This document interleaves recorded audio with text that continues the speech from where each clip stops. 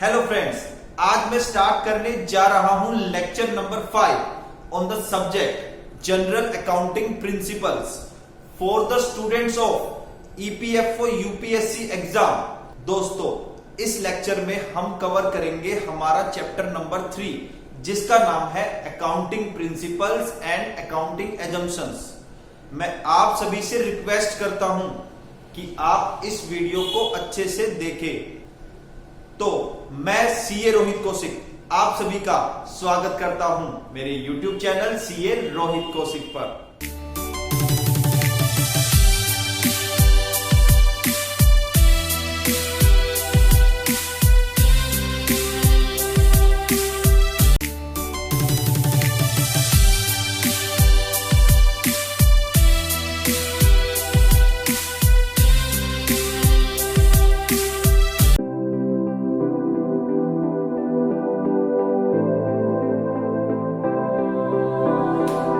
Friends, I hope जो previous accounting concept हमने किया था जिसका नाम था अकाउंटिंग पीरियड कॉन्सेप्ट आपको अच्छे से समझ में आ गया होगा। नाउ अब हम चलेंगे दोस्त अपने नेक्स्ट अकाउंटिंग कॉन्सेप्ट की तरफ जिसका नाम है एक्रूवल कॉन्सेप्ट। और हाँ दोस्तों, ये जो कॉन्सेप्ट है आप इसको एक एजम्पशन के रूप में भी पढ़ेंगे जिसका नाम है एक्रूवल एजम्पशन। अभी मैं जो आपको करवाऊंगा वो एक्रूवल कॉन्सेप्ट भी है और एक्रूवल एजम्पशन भी है। ओके दोस्तों, तो चलिए अब हम करेंगे क्या अपना नेक्स्ट कॉन्सेप्ट जिसका नाम है एक्रूवल कॉन्सेप्ट। दोस्तों, इस कॉन्सेप्ट को करने से पहले मैं यहां पर दो मोस्ट इंपोर्टेंट अकाउंटिंग टर्म्स को डिस्कस करना चाहूंगा जिसके बेस पर ये एक्रूवल प्रिंसिपल एक्रूवल कॉन्सेप्ट बना है। ओके, और दो अकाउंटिंग टर्म्स जो मैं डिस्कस करूंगा दोस्तों उनमें से एक है आपकी revenue accounting term and other जो है एक्सपेंस। ओके दोस्तों, चलिए सबसे पहले हम बात करेंगे रेवेन्यू की। दोस्तों, क्या होता है रेवेन्यू? रेवेन्यू एक अमाउंट होता है, वो अमाउंट जो हमने रिसीव कर लिया है, चाहे वो कैश में रिसीव किया है या किसी एसेट की फॉर्म में रिसीव किया है, एंड रिसीव करना बाकी है in the course of ordinary business. मतलब जो हमारा मेन बिजनेस है उसमें जो हमने अमाउंट रिसीव किया है, चाहे वो कैश की फॉर्म में रिसीव किया है या किसी एसेट की फॉर्म में रिसीव किया है या अभी रिसीव करना बाकी है, तो दोस्तों ऐसे अमाउंट को हम बोलते हैं रेवेन्यू। जैसे for example sale of goods. दोस्तों, हमारा मान लीजिए मैन्युफैक्चरिंग का बिजनेस है और वहां पे हमने जो माल बेचा है उसमें जो कैश आ गया, जो अमाउंट आ गया, चाहे वो कैश की फॉर्म में आया है या किसी एसेट की फॉर्म में आया है, एंड जो अमाउंट अभी आना बाकी है जिसको क्रेडिट सेल बोलते हैं, दोनों को मिला देंगे तो दोस्तों रेवेन्यू बन जाएगा। दूसरी तरफ अगर आपका काम सर्विस प्रोवाइड करना है, रेंडरिंग ऑफ सर्विस, अब सेम रेंडरिंग ऑफ सर्विस से जो अमाउंट आ गया है या जो अमाउंट आना बाकी है उसको हम क्या बोलेंगे? रेवेन्यू बोलेंगे। ऐसे ही अगर हमारे बिजनेस की रिसोर्सेज कोई आउटसाइडर यूज करता है और उसके बदले में जो अमाउंट वो देगा या अभी देना बाकी है उसको हम क्या बोलेंगे दोस्तों? उसको हम बोलेंगे रेवेन्यू। ओके, आई थिंक आपको रेवेन्यू का मतलब समझ में आ गया होगा। अब हम बात करेंगे दोस्तों हमारे सेकंड अकाउंटिंग टर्म की, ओके, जिसका नाम है एक्सपेंस। क्या होता है एक्सपेंस? दोस्तों, जो कॉस्ट हमने इनकर की है, कॉस्ट इनकर की है मतलब हमने चाहे उसकी पेमेंट कर दी हो या पेमेंट करनी बाकी हो किसी एक्सपेंडिचर के लिए, जिसका बेनिफिट हमको मिलेगा उस अकाउंटिंग पीरियड में ही जिसमें वो इनकर किया है। मतलब एक खर्चा जो मैंने करंट ईयर में किया है दोस्तों, उसका बेनिफिट अगर मुझे इस ईयर में ही मिलेगा, मतलब इस ईयर के बाद नहीं मिलेगा, तो ऐसे खर्चे को दोस्तों हम क्या बोलेंगे? एक्सपेंसेस। ओके, आई थिंक दोनों टर्म्स जो मैंने कराई दोस्तों आपको अच्छे से समझ में आ गई होगी। चलिए अभी आपको क्या करना है, बोर्ड पे जो भी लिखा है उसको नोट करेंगे वीडियो को पॉज करके। फिर मैं अगली स्लाइड पे चलूंगा आगे।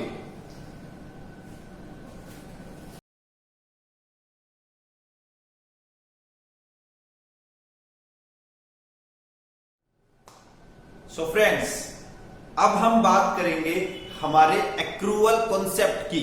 दोस्तों, as per accrual concept revenue को और एक्सपेंस को हम तब रिकॉग्नाइज करते हैं जब ये अर्न हो जाता है या इनकर हो जाता है। मतलब अगर मैं बात करूं रेवेन्यू की, रेवेन्यू अगर अर्न हो गया तो हम रिकॉग्नाइज कर लेंगे।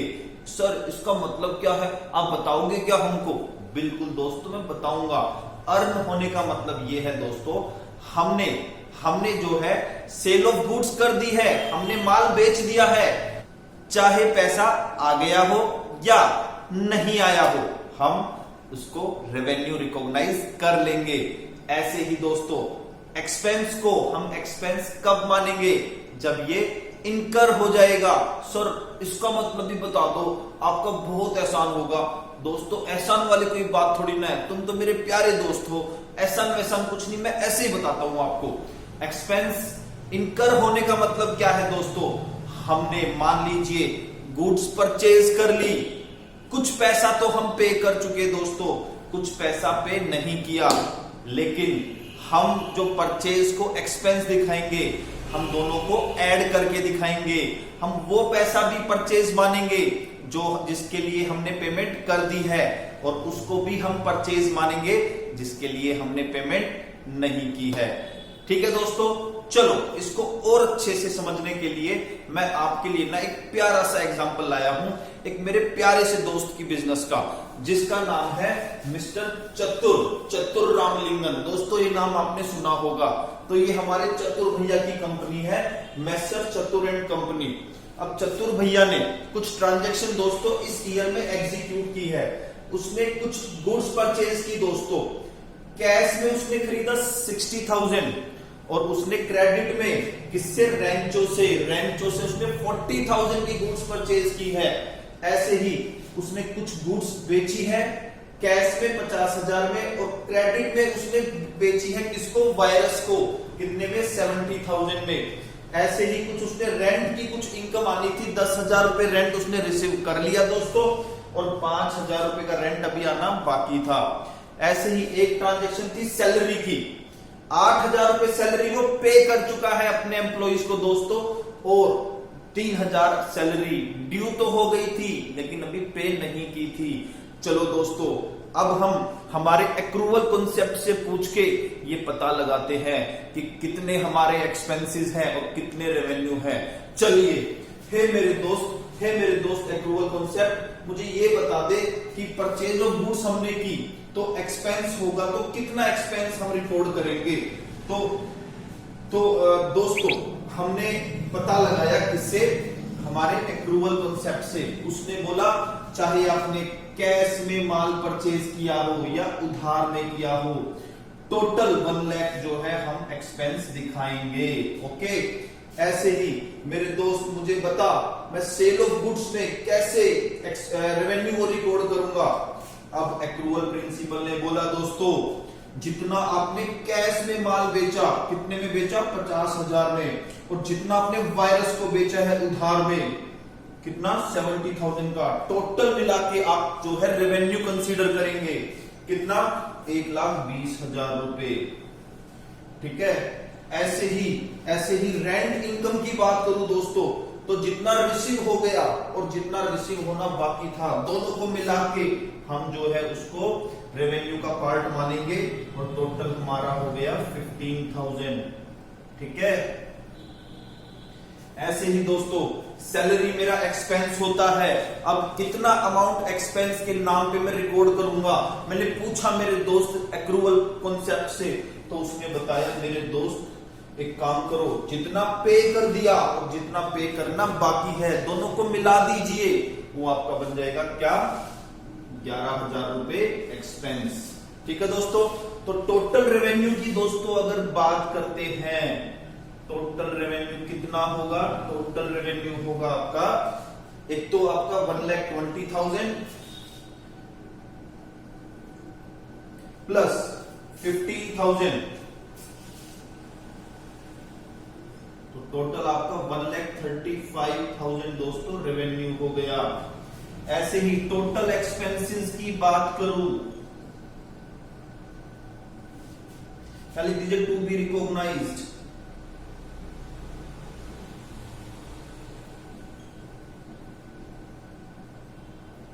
टू बी रिकॉग्नाइज्ड, कितना रिकॉग्नाइज करेंगे?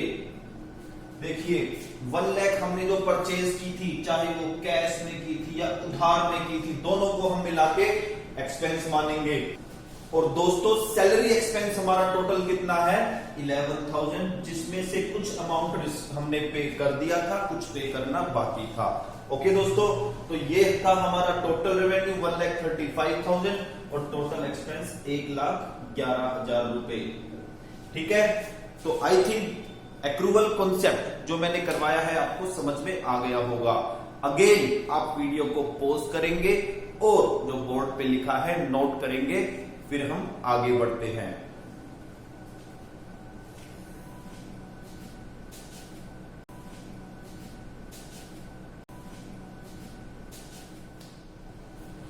तो फ्रेंड्स एक्रूवल कॉन्सेप्ट में कुछ और पॉइंट्स थे जो इंपॉर्टेंट है, चलिए अब हम उनको डिस्कस करते हैं। First of all, as per accounting concept, profit is regarded as earn at the time legal title of goods is pass to the customer. मतलब हमने कस्टमर को माल बेच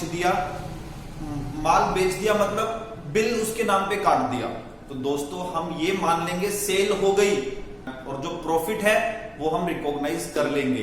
अमाउंट रिसीव हुआ है या नहीं हुआ ये मैटर नहीं करता।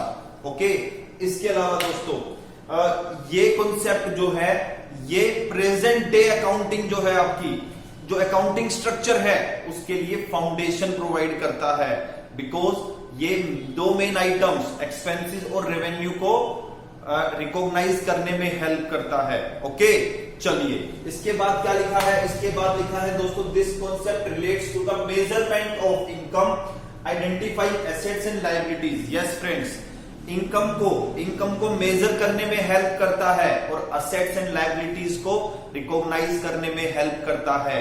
फॉर एग्जाम्पल, आउटस्टैंडिंग एक्सपेंस को हम लायबिलिटी रिकॉग्नाइज करेंगे एंड एक्रूड इनकम को हम असेट रिकॉग्नाइज करेंगे। ओके, और लास्ट में दोस्तों as per this concept profit जो है वो इक्वल टू होगा revenue minus expenses.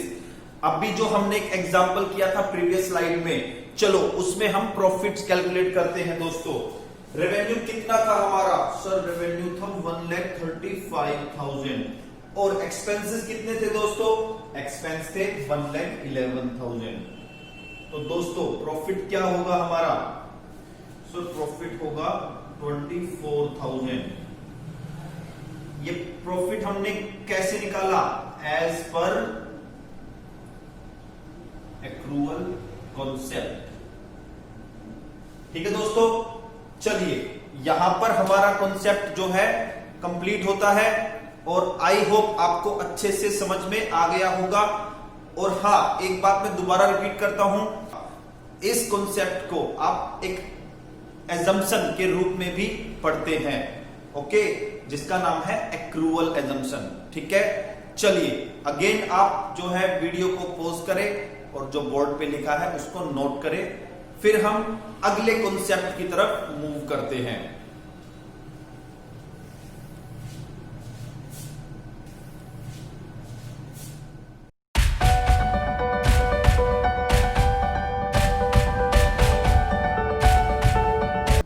So friends, let's start our new concept जिसका नाम है बिजनेस एंटिटी कॉन्सेप्ट।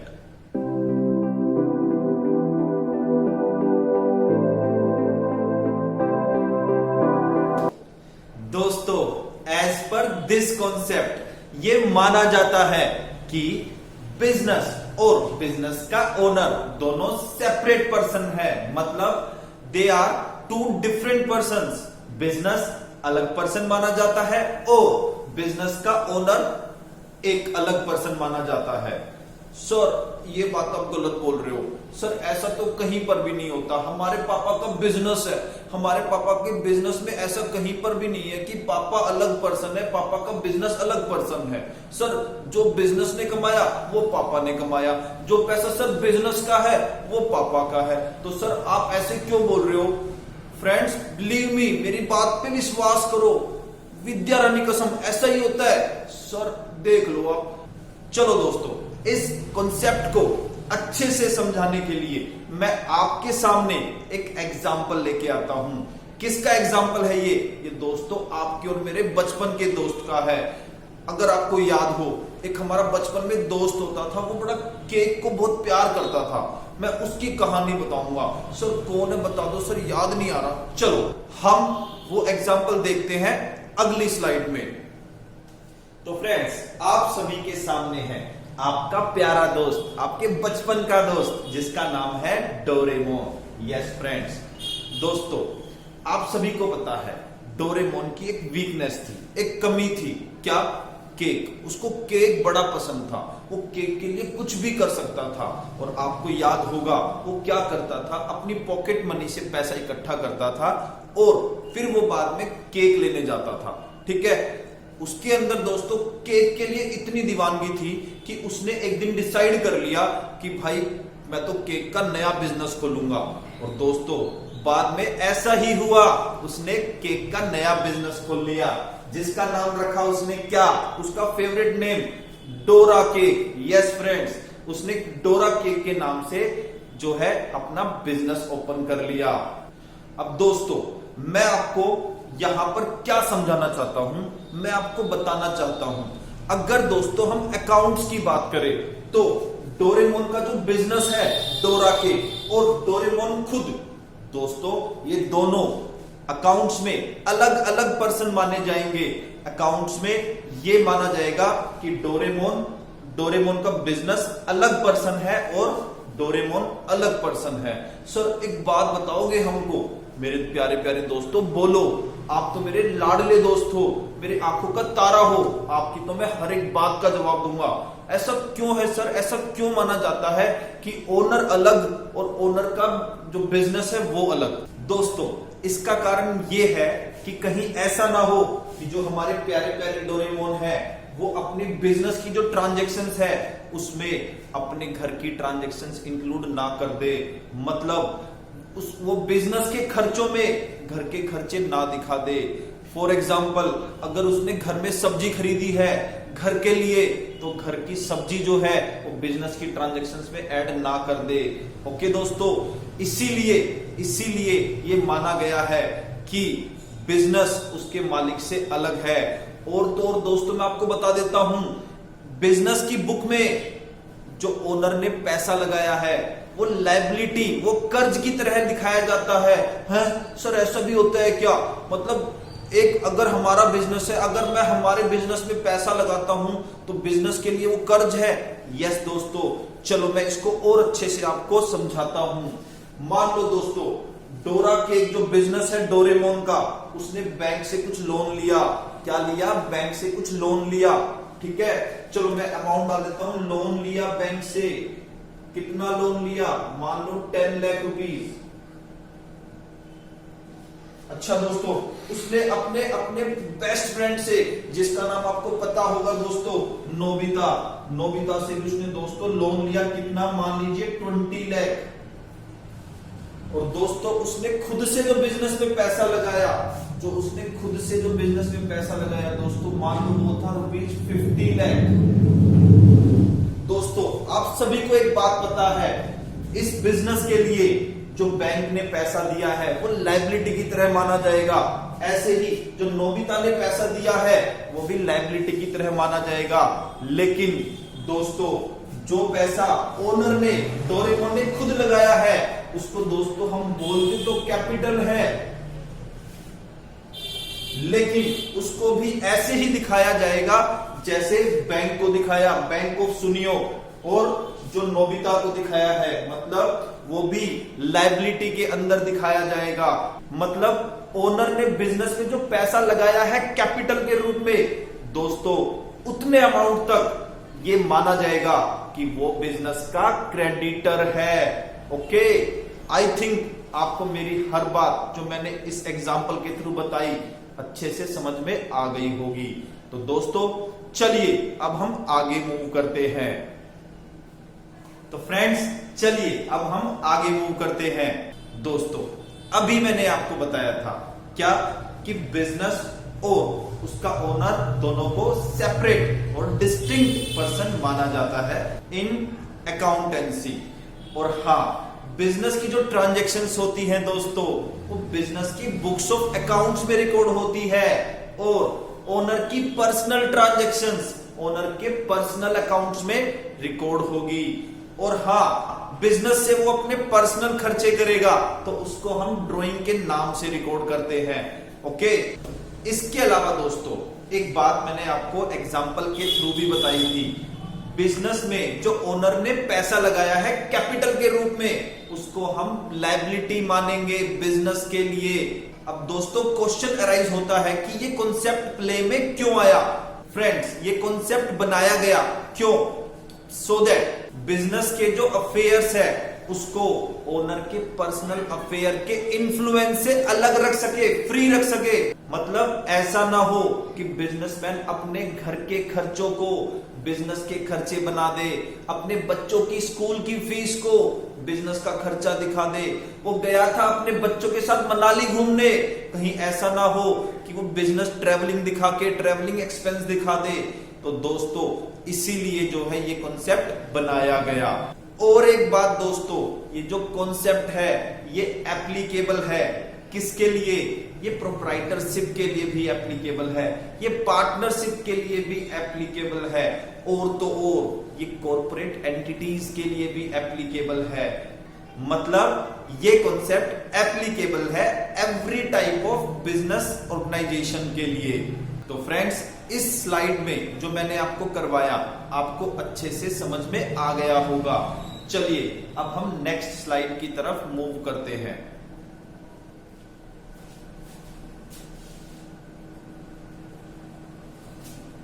दोस्तों अब आपके सामने है डोरेमोन के बिजनेस डोरा केक की बैलेंस शीट। देखिए मेरे प्यारे दोस्तों, अगर आप इस बैलेंस शीट को बड़े ध्यान से देखें तो आप क्या पाएंगे कि लायबिलिटीज के अंदर डोरेमोन की कैपिटल दिखा रखी है 50 लाख रुपए। इसका मतलब बिजनेस के लिए ये माना गया है कि जिस तरीके से बाहर वालों ने पैसा दिया है वैसे ही ओनर ने पैसा दिया है, इसीलिए उसको बिजनेस के पॉइंट ऑफ व्यू से एक बाहर का पर्सन माना जाएगा। ओके, और वो लायबिलिटी में दिखाया जाएगा। ठीक है, तो लायबिलिटी के अंदर कैपिटल को दिखाना अपने आप में एक एविडेंस है कि owner is distinct from its business. ठीक है दोस्तों, तो चलिए दोस्तों ये था हमारा business entity concept. I hope आपको अच्छे से समझ में आ गया होगा। ठीक है, तो चलिए अब हम मूव करेंगे हमारे नेक्स्ट कॉन्सेप्ट की तरफ। तो friends let's start our new concept जिसका नाम है ड्यूअल एस्पेक्ट कॉन्सेप्ट।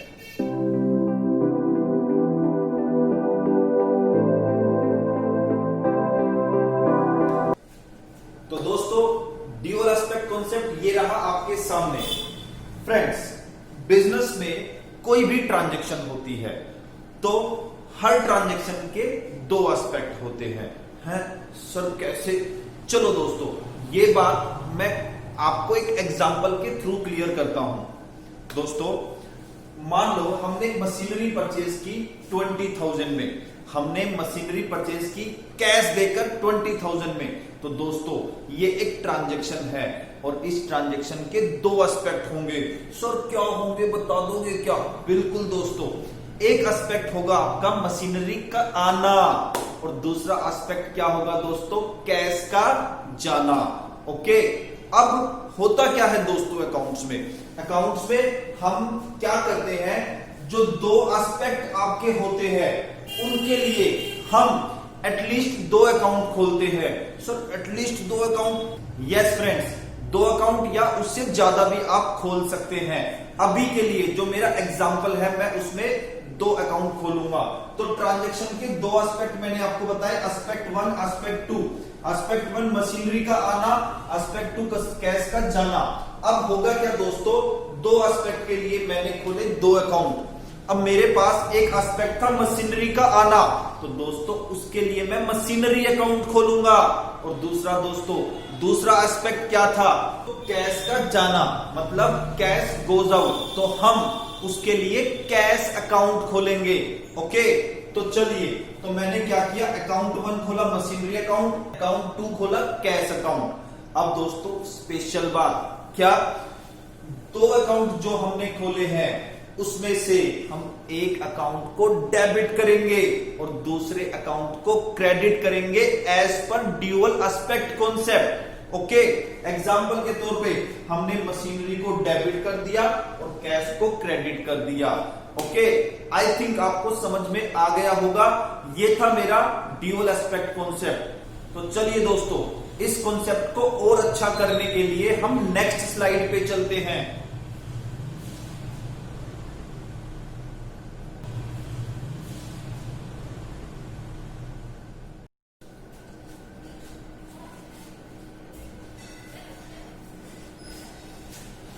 तो फ्रेंड्स चलिए इस कॉन्सेप्ट को और अच्छे से करते हैं, देखते हैं क्या है इस कॉन्सेप्ट में।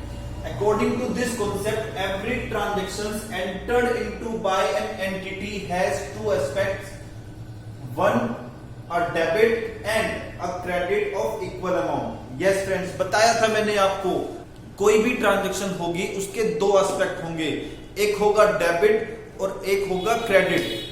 अच्छा, अकाउंट मैंने बताया था दो या दो से ज्यादा भी खुल सकते हैं, मतलब एक डेबिट होगा तो दो अकाउंट क्रेडिट होंगे, या दो अकाउंट डेबिट होंगे और एक अकाउंट क्रेडिट होगा, लेकिन sum of all debit and all credit equal होना चाहिए। ठीक है दोस्तों, चलिए आगे मूव करते हैं।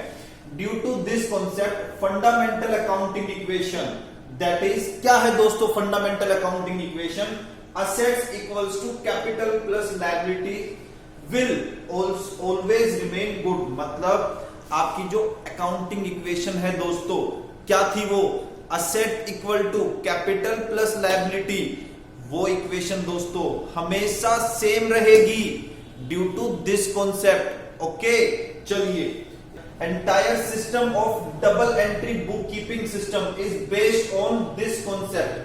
मतलब जो आपका पूरा का पूरा double entry book keeping system है, जो मॉडर्न फाइनेंशियल अकाउंटिंग सिस्टम है दोस्तों, वो इस कॉन्सेप्ट पर आधारित है। डन, आई थिंक आपको समझ में आ गया होगा। लास्ट में दोस्तों एक स्पेशल नोट है, वो भी हम देख लेते हैं। The recognition of the two aspects to every transaction is known as dual aspect concept. Yes दोस्तों, आई थिंक आपको अच्छे से समझ में आ गया होगा। अब मैं हमारे इस कॉन्सेप्ट को यहां पे कंक्लूड करता हूं। आई थिंक आपको अच्छे से समझ में आ गया होगा। अब आपको करना क्या है, वीडियो को पॉज करना है और जो भी कुछ बोर्ड पे लिखा है आप उसको नोट करेंगे।